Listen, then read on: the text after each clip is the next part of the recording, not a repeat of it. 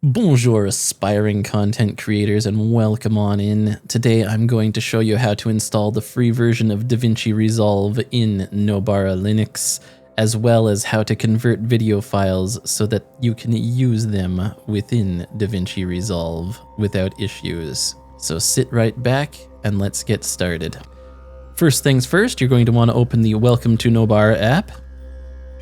Navigate down to First Steps. And we're going to want to make sure we have all of the media codec packages installed, just to be on the super extra special safe side. So click on Launch, put in your nice easy password. Read this before you hit Accept. When you're done reading that, click Accept. Let it do its thing and install the additional third-party codecs. This may take a little bit depending on your internet connection and computer's speed. And when it's done, it'll tell you. Then you just hit OK. You're good to go there. Next, click on Optional Steps. From here, you'll be able to select Install or Update DaVinci Resolve. Click on Launch. If you haven't yet downloaded DaVinci Resolve, click on the Open DaVinci Resolve download page link right here. That will open a browser and take you to the DaVinci Resolve website. Scroll down. Free download now is where you want to click. From here, select the Linux version of DaVinci Resolve 20, that's the free version, and click on it. Unfortunately, for the free version, they make you fill out an unskippable form. I don't know why, because the studio version has a skippable version, but here we are, so just fill this out with whatever info you want. Once you've filled this out to the best of your ability, click on Register and Download. Click Save if you're prompted to, otherwise it'll start automatically. Now that it's downloaded, you can close out of your browser.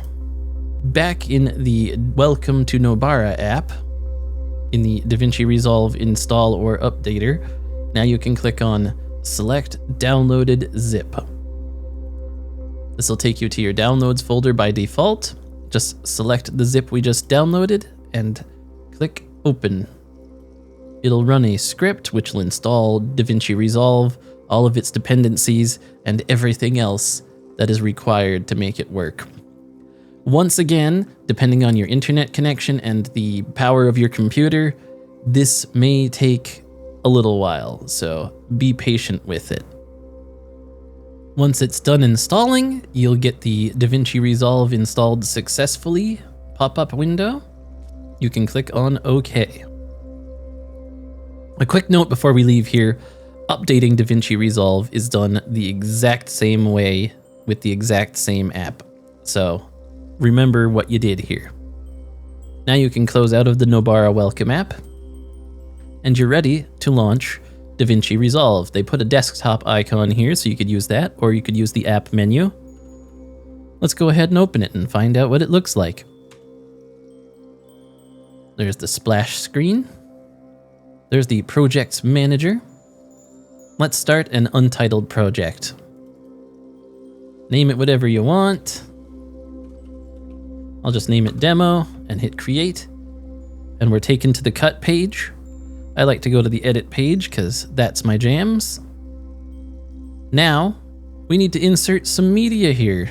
So, let's find some on our system and drop it into the media pool. Ah! Here's one I've made just a little bit ago for this exact purpose. Let's drop it into DaVinci Resolve for editing. So let's drag and drop into the media pool. But we may have an issue.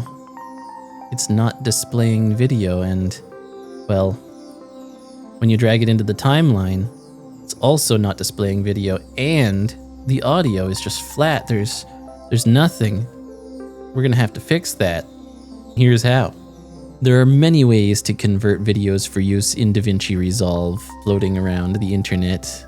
I'm going to use the HandBrake method, as not only will it allow you to convert files for use in DaVinci Resolve, but it will also allow you to convert them for use anywhere for any purpose, and having that skill and knowledge is kind of useful for content creators. So let's go get HandBrake. Open up Flatpost and type in HandBrake. Search it up.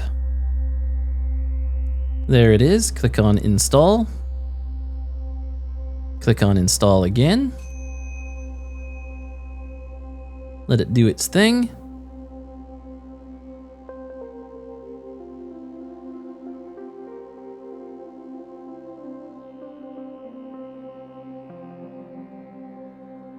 And it's done. Now you can close Flatpost and open HandBrake.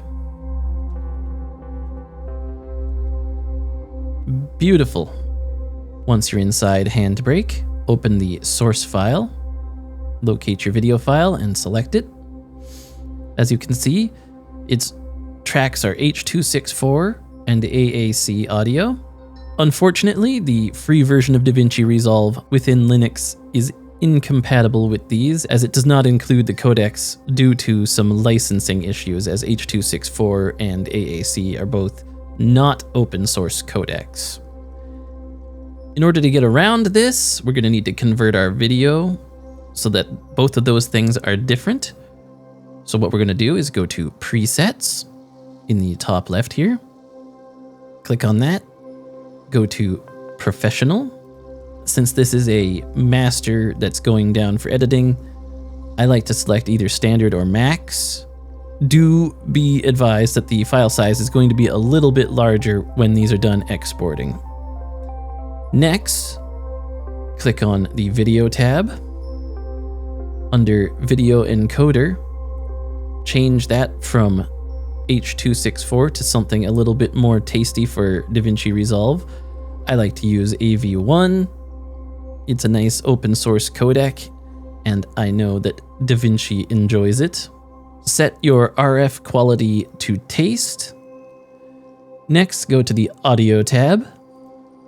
We're going to need to change that AAC audio codec to something a little bit more ingestible by DaVinci Resolve, so double click on this. In the bottom left, where it says AAC, click on the drop down and scroll down to FLAC. I like to use FLAC or ALAC, as I definitely know that DaVinci Resolve is compatible with those. 24-bit is pretty solid, but you don't have to go 24-bit. You can use 16-bit or whatever you like.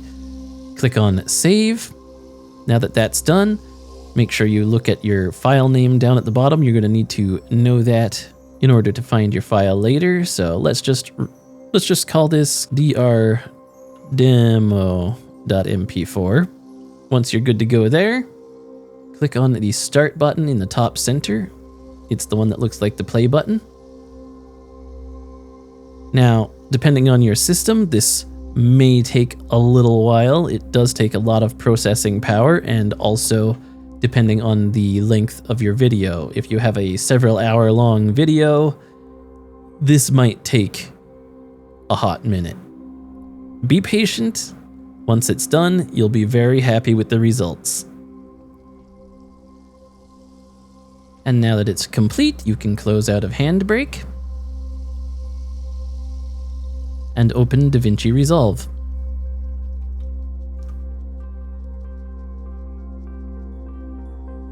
Open your project. Delete what you had in there before. Now, locate your file. In our case, it's drdemo.mp4, and drop it into the media pool. So far, it looks like everything's so good, sounds like everything's so good. Let's drag it into our timeline. I can see a waveform, and I can see the video preview. Hit play and find out if the magic happened.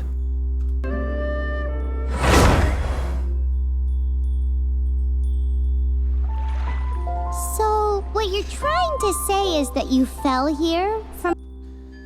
It looks like everything's good. And you should be able to scrub through and like skip, and everything is awesome. Now, if you don't want to go through this conversion process for every single video you make ever, let me show you how to change some settings to make your videos compatible with DaVinci Resolve by default. So let's close out of Resolve for now. Close out of this window. I'm going to make the wild assumption that a lot of you are using OBS Studio. These settings I'm going to show you are directly for OBS Studio, but you should be able to translate them into whatever software you happen to be using or device, so long as it offers you the ability to customize. So let's open OBS Studio and click on Settings. Go down to Output. Make sure you're set to Advanced. If you're set to Simple, this won't work. Go to the Recording tab. Change the audio format from AAC to something a bit more ingestible. I'm going to select ALAC right now for our purposes. Change the video encoder from H.264 or X.264 to something a bit more usable, such as AV1. If you have it, you should be good to go. Don't forget to change your settings down here, such as quality and keyframe interval, and then press OK.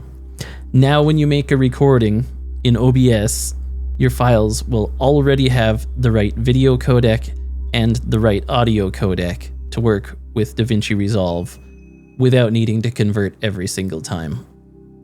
And that's that. I hope you found this video helpful. If you did, leave a comment down below letting me know, or tell me about your experiences, or tell me how I'm doing things wrong or how I could improve. I'd love to hear it. Don't forget to leave a like. If you haven't yet, don't forget to subscribe. And don't forget to share this with friends and other content creators who might be wanting to make the switch to Linux. Have yourself a wonderful and fantastic and magical day. Happy creating.